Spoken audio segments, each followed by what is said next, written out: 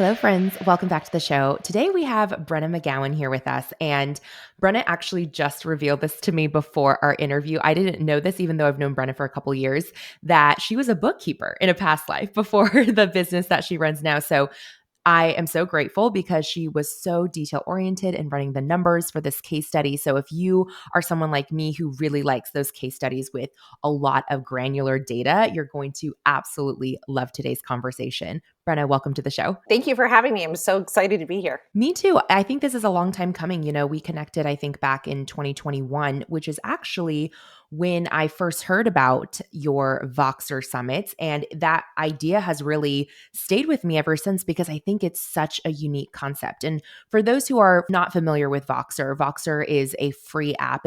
I call it like a walkie talkie for adults because basically you can have it on walkie talkie mode where if like someone's voxing you is how we say it. You can hear them through your phone as if it were a walkie-talkie, but you can also turn off that mode and then just voice note back and forth like you would in Instagram DMs or through iMessage voice memos. So it's really awesome. I love using Voxer as a way to communicate since I'm a verbal processor and you can like speed up people's voice memos up to 4x, which I super appreciate because I listen to everybody on 3x pretty much. So anyways, I thought the concept was really unique. Before we get into the actual case study today, though, which is how Brenna used this Voxer Summit to add about $36,000 in extra sales to her most recent launch and to raise $13,000 gross for charity. The actual contribution donated may have been a slight bit less just due to, removing credit card processing fees from Stripe and PayPal, but pretty darn close to 13,000. Before we get into that case study, Brenna, I would love for you to share your Cubicle to CEO story. What was that final catalyst that made you take that leap from employee to entrepreneur? Well, I say vanity is my joke, but really what happened was I was a stay-at-home mom and I'm in my 40s. So I have a couple of past life. In my very, very past life, I was an assistant manager for a bank.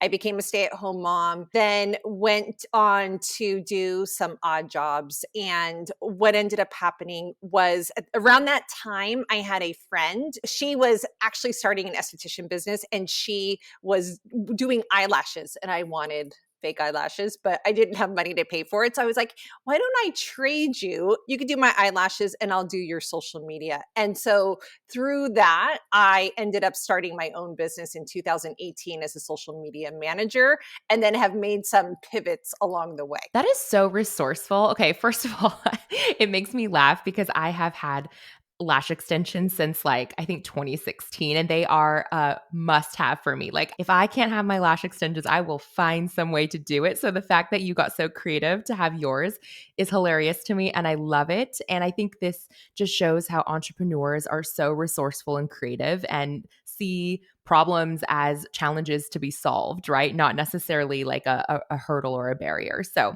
love that story. I have to ask, I think before we even get into the details of the Voxer Summit in this whole case study, you're a copywriter and you are, amazing at what you do. Your superpower is the written word. So I want to know, why did you choose to host an audio summit versus something in a written format? And more specifically, why choose Voxer as the medium? Yeah, I love that question. So, yeah, I'm a copywriter. I love to write, also a launch strategist. So, I think it was the strategy part of me who started to really think through, okay, how can I really get information to people in easy, bite-sized little snippets, if you will? So, before I get to that point, is that I had the pleasure of working with our mutual friend, Marisa Corcoran, was an editor in her program a couple years ago, and she just does wonderful summits. So I was able to learn the summit and the audio part of the summit from Marisa. And I knew I wanted to do something because I saw what an incredible impact doing a summit was and doing it by audio was. But I just needed to figure out how to do it in a way that didn't feel overwhelming to me. And so there's a lot of different summits out there. And what I love about the way Marisa does them is, first, they're all audio. Second is that all of the money raised for the purchase of the upgraded ticket goes directly to charity. So that was really really important to me to go ahead and make sure that I was doing something along those lines. And when it came to Voxer, I've never heard of anyone doing a Voxer Summit before. And I was like, is this a great idea or is this crazy? Like, I really questioned myself, and it wouldn't leave me because I was looking for a way, like, how can I build my email list? And if I want to do a summit, but I can't do like hours and hours of video interviews, like it would drain the life out of me. And so what I started to think was what really cool about Voxer is that it's audio. I can download these audio files.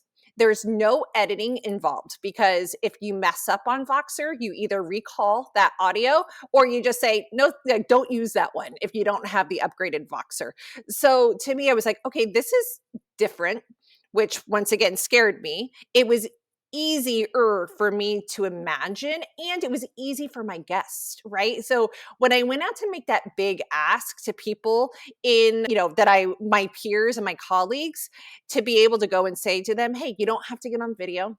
You can literally do this from anywhere. All we're going to do is talk on Voxer for 10 minutes, and I'm going to use that as the quote unquote interview. And I don't call them interviews, I call them conversations because I want it to feel very behind the scenes. And it is super fun too, because some of these, there's like a cat meowing in the background. There's, sometimes you can hear kids, and I always want the audio quality to be good, but there's something real that I don't typically have someone re-record unless I can't hear them. Absolutely. And, I love that concept of it's almost like you get to eavesdrop in a non creepy way, right? You get to eavesdrop on conversation between friends. And I think that's really where the gold is. Like, I think often so many of the best conversations happen behind closed doors in, spaces where no one really would have privy to that information or to that conversation, but you getting to pull out those conversations that you're having with your peers, with your close friends in business and bring them to the public's attention, I think is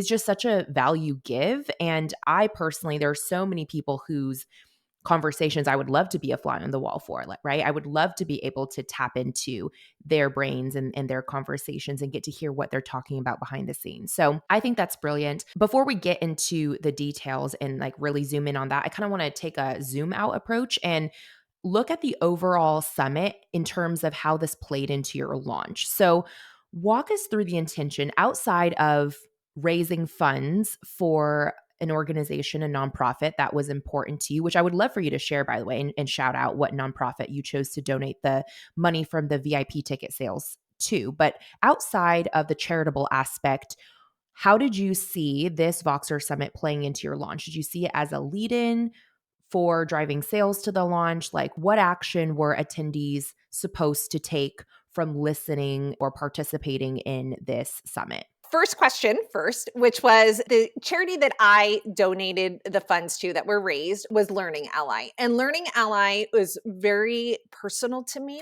And my son, who has learning difficulties, really struggled to read. Thankfully, he's 20 now, he's doing great. But at the time, it was very, very hard to every night for homework, he wasn't able to keep up with his class. And so I went in search for someone to help us, if you will. And what I did is I found Learning Ally. And so many, even special ed departments, don't even know about this resource where audiobooks are read to children. Now, in the age of AI, this will probably even improve. But back when my son was struggling, 10 years ago, there was only something called Bookshare, which was these computer generated voices that are very boring for a child to listen to. So with Learning Ally, what ends up happening is volunteers read books, and then children are able to get access to audiobooks, the ones that they love to read with an actual human reading them. And it also highlights, it does so many cool things. And what a lot of people don't realize, hopefully I remember the stat correctly, is that 1 in 4 children are behind in reading by the time they get to 4th grade. I mean, it's a staggering number that 25% of children are not reading. And most people, like I said, aren't familiar with Learning Ally and having access, because what ends up for parents like me is that they end up reading hours and hours and hours every week to their children, which is fine. But as your kids get older, they don't want you reading to them. And it takes away some of their independence when they cannot read. So a big shout out to Learning Ally. I'm a huge proponent of what they do and how how they help children. As for the launch, I thought of this in a few different ways. So my purpose of doing a summit was there was a few different directions, which was first, it was going to be a list build where I was going to be able to grow my list organically. Second, it was going to position me as an expert in the launch industry because my Voxer Summit is called Behind the Launch. So I was very, very intentional. Actually, it took me a while. It seems simple now, but I agonized over this because I was thinking, okay, my end goal, right, is to get people to sign up for the pre-launch plan program. So how can I get someone to come into my world that is wanting to launch, right? And so the simple question that I asked during the Voxer Summit is like, what's one thing that happened in your last launch that boosted your results? And so every expert that I talk to I ask them that one question. And so that was the other thing. So it was definitely a list build. It was definitely, I wanted to make a name for myself in the launch world. And I also had to think about it because my expertise is pre-launch, which is the things that happen directly before you launch. But most people aren't familiar enough, aren't even aware enough that they need a pre-launch. So I had to kind of think around that point as well. But that was my process too, was like, okay, how can I bring in industry experts, pose myself as the expert talking to these people? How can I grow my list, grow my community? We didn't even talk like grow my Facebook because I pushed people to my Facebook group once they join and grab their free ticket for the summit. So I was multifaceted. Wow, I really love all of the intention that you brought into this summit. Like every single detail, I feel like was so thoughtful. And I want to talk to you now about the actual structure of the event, and then we'll dig into the monetization strategy because you kind of already brought up, all these different elements that are at play. So think of these next series of questions as kind of like a rapid fire. We're just going to run down the list of all the logistics involved in the event. So first off, as a speaker who is asked often to be part of summits, I really like that the structure of your sessions were so short and easy for a speaker to say yes to, right? A 10-minute conversation, that doesn't feel like a whole lot to give. So for that, how many total speakers were involved in your Voxer Summit? Not including myself. I believe there was 17 speakers on the first one. And then the second one, I believe it was 22 people that were a part of the second one. Amazing. And then what was the duration of the summit? So like how did you partition out how many speaker conversations were played each day during the summit? So the second one, I had so many people that were interested in, being a part of the summit. So I had more. This time, by the way, I'm doing a third one. I'm going back to a little bit less because I feel like the sweet spot is like 3 to 4 a day. So I basically divided up people, like how many speakers I had, divided by the days. And then I also kind of grouped them together in themes. So, one day the theme might have been pre-launch. One day it would have been emails. And these are themes that came out naturally because I'm not asking someone to speak about a specific topic. They can talk about anything that they want, which I think is kind of the beauty, is that you truly get, what was the thing that really worked for them in their last launch. So that's how I figured it out. Amazing. So 3 to 4 speakers each day. I guess the total number of days is dictated by the total number of speakers and how you can fit that in, right? Yes. So the summit goes for 5 days. So there was this last time, I believe there was a day or two that we had 5 speakers, but on average, I would say there's 3 to 4 speakers a day. Okay, awesome. And then you mentioned earlier that these conversations were in a sense pre-recorded. That's not exactly the right term to use for an app like Voxer because it's not like Zoom or a podcast where you're recording per se, right? It's a back and forth voice memo conversation. But when you asked someone, okay, tell us what was the best thing you did during your last launch that really improved the results, if they're voxing you back, did you try to give them any parameters in terms of like, hey, if you're going to answer, it needs to be under 10 minutes, or if it was going to be a lengthier answer, let's say it was like a 9-minute Voxer, did you ask them to break it up into chunks so that was multiple voice memos instead of one big long one?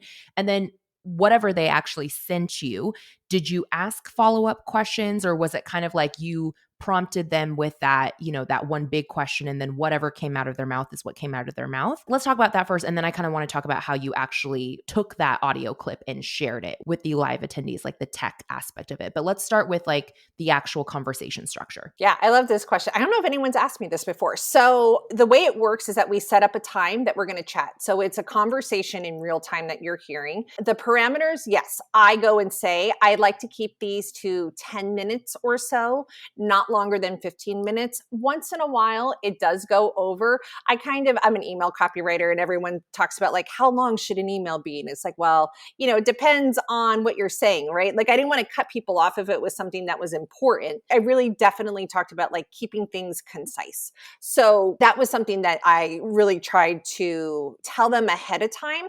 So the way that it works most of the time is that they talk, I ask the question, then they give an answer, and then I always go back with 1 to 2 follow-up questions, because through what they're saying, just like our conversation here is like, oh, okay, this made me think about this. Like, how did you handle this? So I try and really get very intentional into what the audience might be wondering about what happened. And then I would ask them a follow-up question or two. They would answer, and then we kind of wrap it up. Once in a while, there's like I might have like a quick additional question, but that's the structure of most of them. So most of them are me asking the quick question, them answering or asking a follow-up question or two, then they answer, and then we wrap it up, and they get to tell people where to find them. So they have an opportunity to shout out whether they want someone to follow them, grab their freebie, that sort of thing. Got it. Okay, that is super helpful. Thank you for breaking that down. So again, for those who are not familiar with Voxer, when you're having a conversation with someone one-on-one in Voxer, it looks, just like a DM chat really would on any other sort of social platform, or if you're texting someone. So if Brenna and I were Voxing, it's like me, I see Brenna, and then like I see her voice note, I see mine, I see hers, I see mine. So if those conversations are happening in a private chat, Brenna, how do you then release it, I guess, to the public? Were you forwarding? Because I know Voxer has a forwarding mechanism where you can like take a voice note that's in a private chat and forward it into a different group chat or a public channel. Like, where were the attendees actually listening? Did you create a private broadcast channel in Voxer, or did you add everybody to a group Voxer chat? So what I do is I take the audios and I forward them to my wonderful assistant, Rebecca.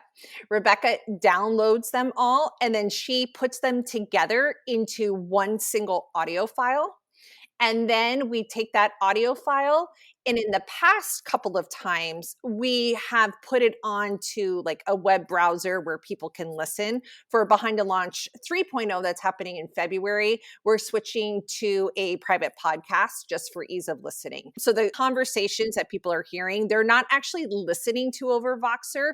They're listening through, in the past, the web page, or in the future, a private podcast. Oh, I see. Okay. Thank you for making that distinction, because this entire time I definitely thought that the attendees were actually listening in the Voxer app. So that makes complete sense, especially from a user standpoint. If not everyone is already a native user of Voxer, it's probably easier to access via a landing page or, like you said, a private podcast feed. So very helpful distinction. Thank you so much. How long did listeners have access to each day's speaker audios? Did it expire at the end of the day? How did that whole piece work? Great question. So they have 48 hours to listen. So every 48 hours, the previous days would expire. And then if they bought a VIP ticket, they have lifetime access.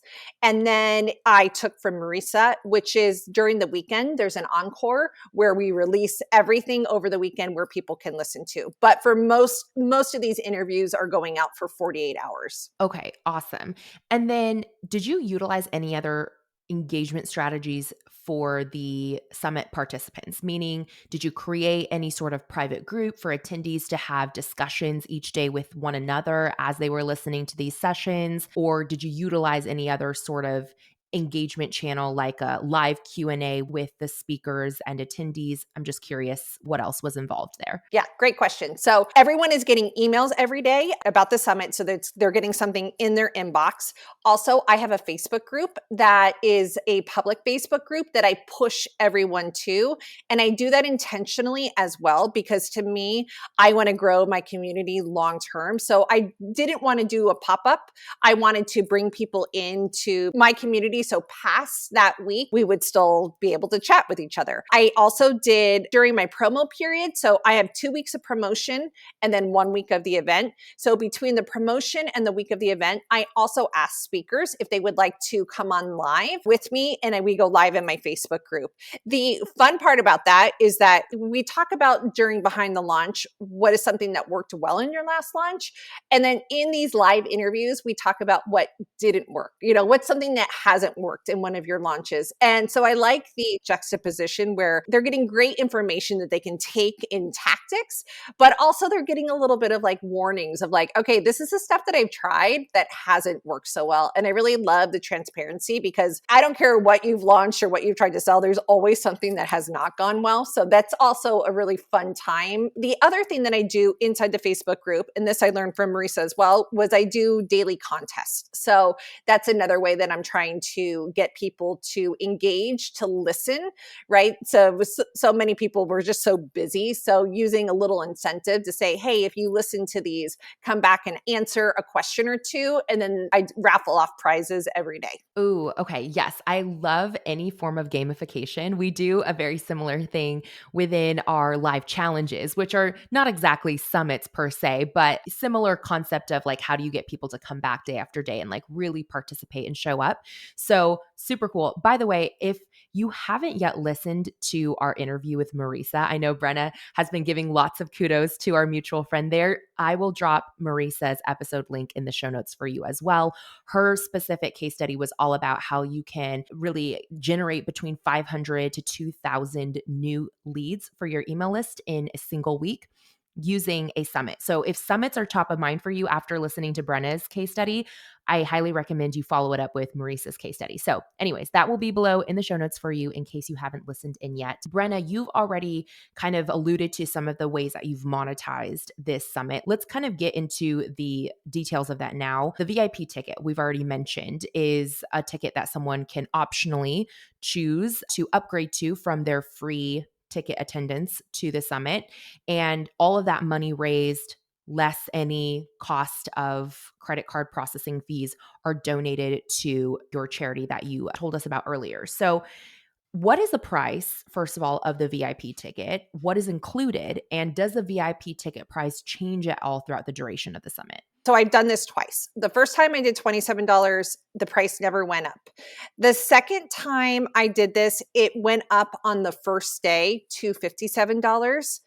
And for this next round, I'm going to keep it at 27 again. I definitely noticed that not as many people bought at $57, and especially because it's going to charity, and not to mention the back end tech of like having to raise the price, then all of a sudden copy needs to be changed, buttons need to be changed, checkout pages need to be changed, like so many like changes that I was just like, going through and raising that dollar amount. It was like, no, that's not what I'm going to do next time. So next time I will just keep it at $27. I think there's something about, in terms of volume, it's just an easier sale. It's a no-brainer, in my mind, at $27. So yes, so that's the way it worked. Yeah, I can totally see too from like an administrative standpoint, especially if you're using this to raise funds for charity. It's like, let's just keep it simple, right? The more people that can get involved and contribute in some small way to this overall goal, I think the better. And I am curious to know from your perspective, being a marketer too, did you feel that people felt pulled to want to upgrade to VIP because of the charitable aspect, like they wanted to be part of something bigger than themselves and donate to a good cause? Or did you feel like that aspect didn't really play as much of a role in why people chose to upgrade to VIP versus not? Right. Some of this is subjective, but I definitely think people loved the idea behind the charity. Coincidentally, someone who actually joined the Facebook group, and this was the first round of Behind the Launch, she was one of the volunteers who read for Learning Ally. And so it was really a cool thing to rally around, right? So many parents have children with learning difficulties, dyslexia, the knowledge around people so happy that they've heard of a resource that's never been brought up to them. Unfortunately, for special education, and I had an overall really good experience with my son, which is not always the case, unless you know of resources that are out there for your children. And if you don't advocate for them, they're not getting them a lot of the times.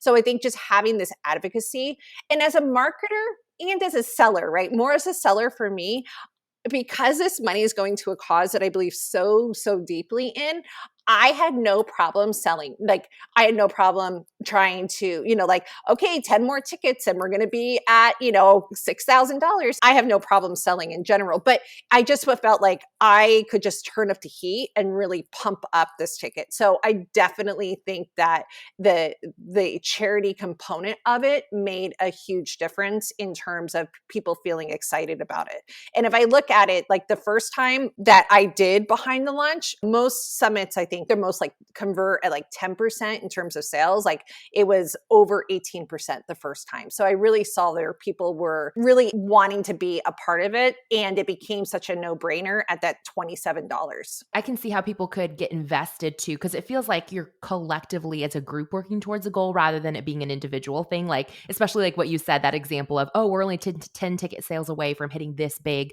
fundraising goal. I can see how the entire group could get behind that and be like, okay, like, let me text my friend who maybe didn't upgrade yet and get them to do it. And I love too what you said about from the host perspective, it kind of removes all apprehension of going all out and reminding people over and over and over again to upgrade because it's for a good cause. So it just becomes, again, something outside of yourself. So I love that reminder. And really for our listeners, I hope that you guys are feeling inspired, especially if you've wanted to use your business in some way to give back to the causes that you care about and you haven't really found the right way to do so yet. Maybe something Brenna is sharing today could spark an idea for you about how you can implement a charitable aspect into your next launch if it makes sense for you to do so, if you feel called to do so. I think the other thing that was really cool about the charity component of all of this too is, once again, if you're doing a ton of affiliate stuff, right? Like the back end of that as well.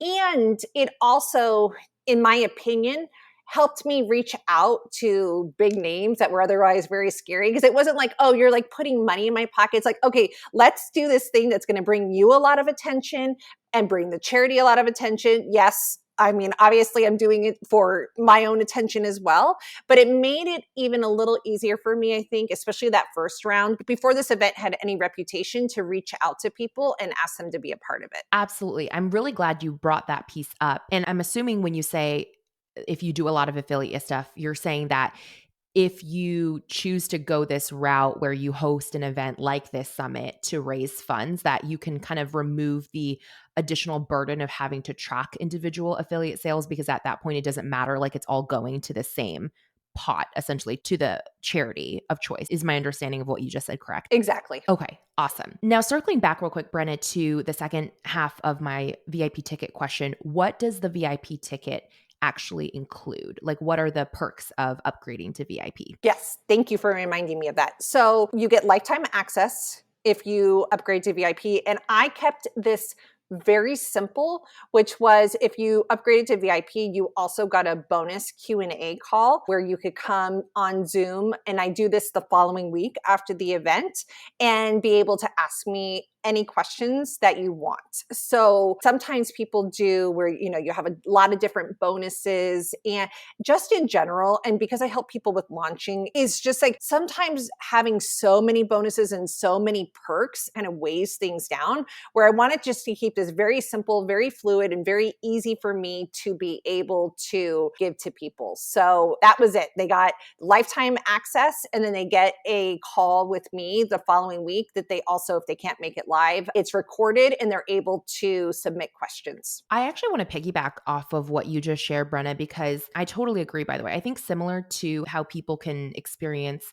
decision fatigue if they're presented with too many offers when they're trying to buy something. I think a similar thing happens sometimes when people, to your point, are presented with way too many bonuses included, or especially if the bonuses don't really help them necessarily accelerate the result of like why they chose to attend a certain thing, or to make it more convenient for them to achieve said transformation or said outcome, like if it's not directly correlated to that, then a bunch of random bonuses all tied together in some ways, and I'm saying this from a consumer perspective too, can feel almost that similar fatigue where you're like, oh, I don't know if I'll have the time to go through all these, really make use of them and implement them. So, therefore, like, is it even worth it for me to actually upgrade? So, I can totally see something like that coming into play.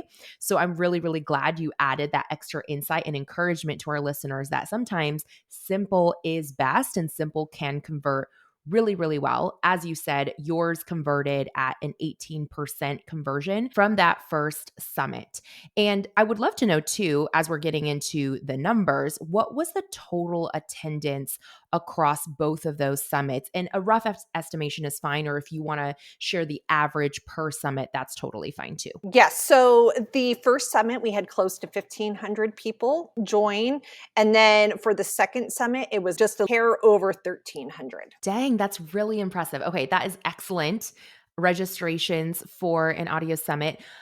I'm curious, you've obviously participated in other virtual summits yourself. Did you notice anything just from your own viewpoint in terms of the consumption rate, I guess, of this type of summit, this Voxer summit versus other types of virtual summits in terms of what you observe as the average show up rate for other types of virtual summits? Did you feel like the show up rate or the consumption rate of the content for yours was higher, lower, or right about the same as other virtual events? Right. It's a good question. I don't have direct stats, which will be good because next time when I'm doing the private podcast summit, I will have much more information in terms of like, okay, how many people are listening?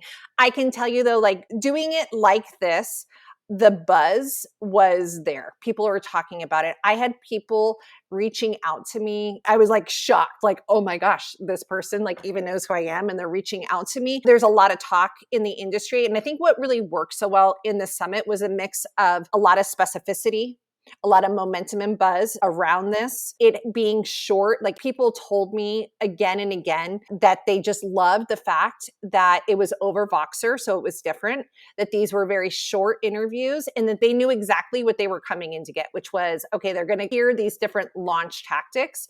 And it wasn't so overwhelming because what they could do is they could listen to several of these because they're so short and be like, oh, okay, I'm going to actually choose this tactic, right? Or I'm going to do this tactic. And coincidentally, as we're talking and I'm thinking about it, I have a private client slash student who went through my program. She just wrapped up her launch. She just had a 6-figure launch. And one of the things that she did during her pre-sale was one of the tips that she heard from someone named Belinda Weaver. Emily Reagan is the person I'm speaking of who had a 6-figure launch.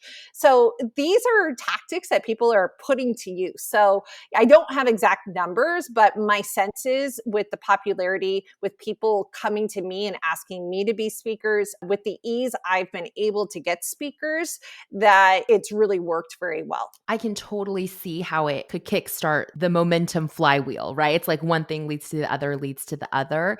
That's really awesome. I actually had this like thought pop up in real time as I was hearing you speak. So feel free to take it or leave it. But I almost feel like that could be a really cool future VIP bonus, Brenna, is like bringing back some of the alumni who have attended your past Voxer summits and asking them to be on a panel and share like which tidbits they actually implemented in their own launches based on what they heard in the behind the launch, like a previous behind the launch summit, and then what the results of that were. So you can actually see like the full circle momentum of what is being implemented and created as far as impact from these summits. So, anyways, just a random thought that popped into mind.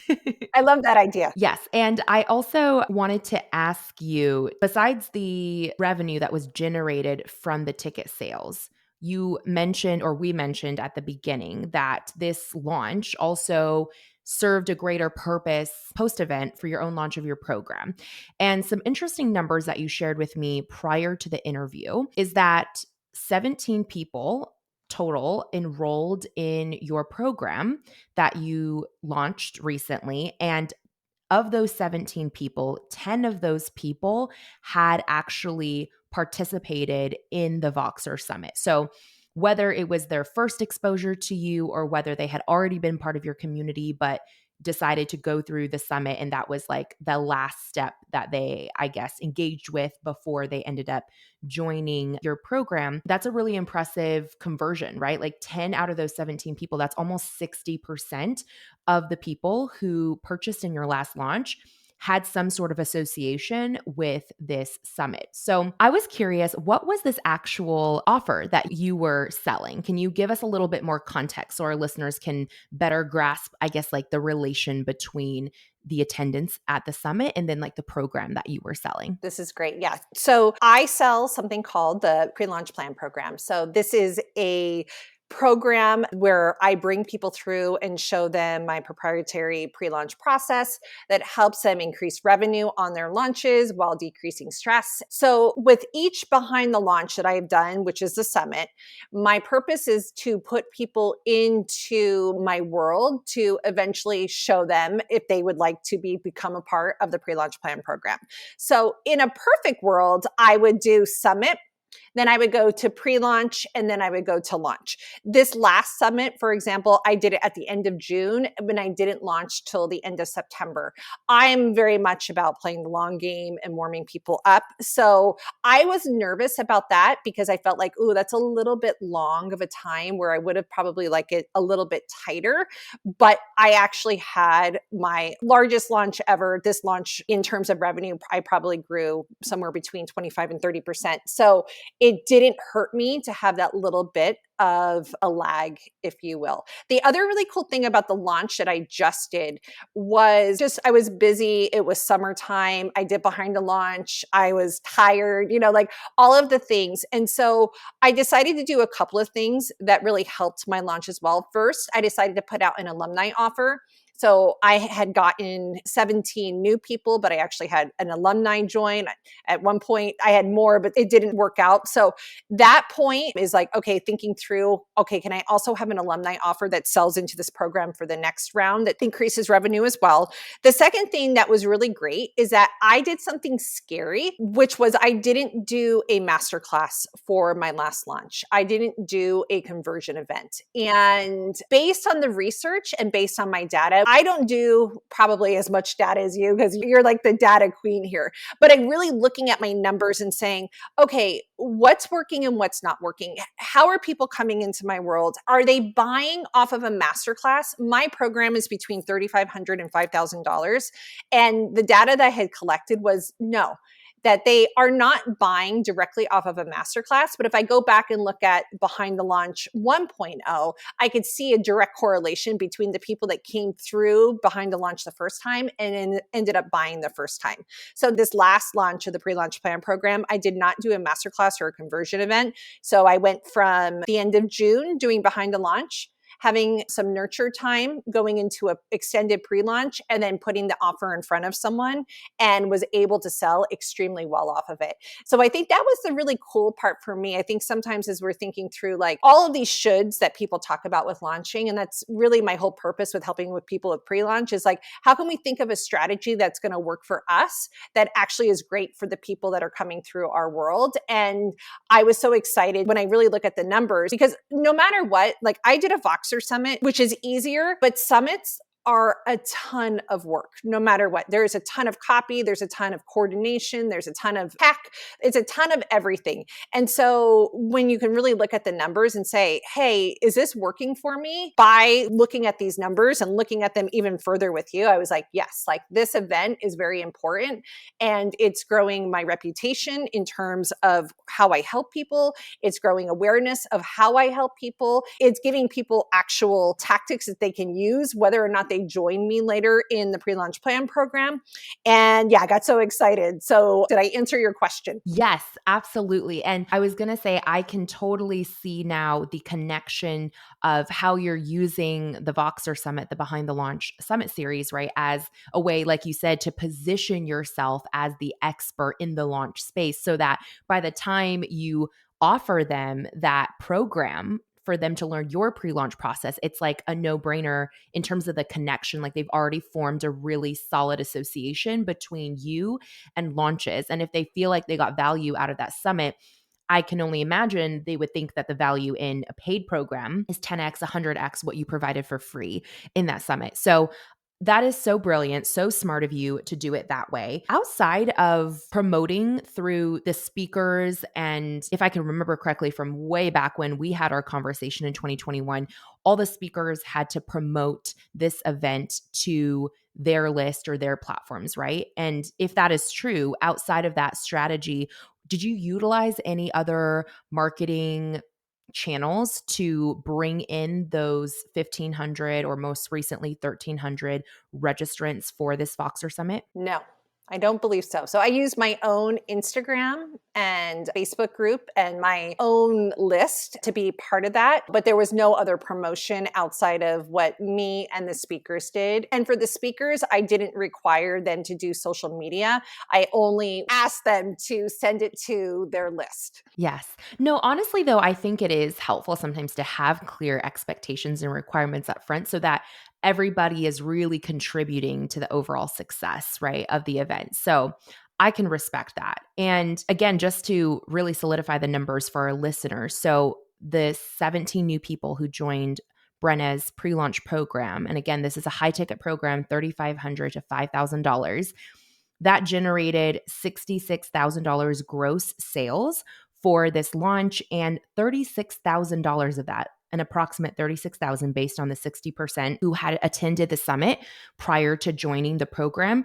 That's $36,000 in added revenue from this summit on top of all the money that was raised for charity. So this is why I wanted to bring Brenna on for this case study, because I just think it's so unique, it's so interesting, and I think it's such a great way for, again, you to think outside of the box about your next launch, like Brenna said. And if you don't want to go the traditional model of sending free leads to a webinar or masterclass and skip over that entirely, like Brenna did, maybe you're using something like this as a hyper nurture event for those participants and really establishing yourself as a thought leader, the expert in a specific space, like launching for Brenna. So loved this case study. Is there any other insight, Brenna, that we didn't cover today that you would share with someone who is thinking of using a similar structure for their next launch? Anything that you wish you had known before you had done your first one? I think the other interesting thing that has happened by doing this summit, I've really grown as a person and a business person because, like you said, even me saying like, oh, I required, like I kind of like shied away from it. It's like I've definitely had to step into a new level of authority, if you will. I've had to deal with some interpersonal things that I have tested me throughout this process and I think have helped me grow as a business owner. And so I think that's been like the little bit of a side thing that's happened is that it has really helped me step into a new version of myself and really putting myself out there because it is a lot of visibility at once. Sometimes I have a bit of a visibility hangover after I do behind the launch because you have to really put yourself out there. But I think the really cool thing is, and this is a lot of what I talk about even in the pre-launch plan program, is like when you can get really specific, if you really understand your messaging, if you can really understand how you're going to help people, then it allows you the freedom to be able to step to that person. And because I spent time really thinking through. I did not rush into this because I was very intentional about what I was about to. I consulted with people.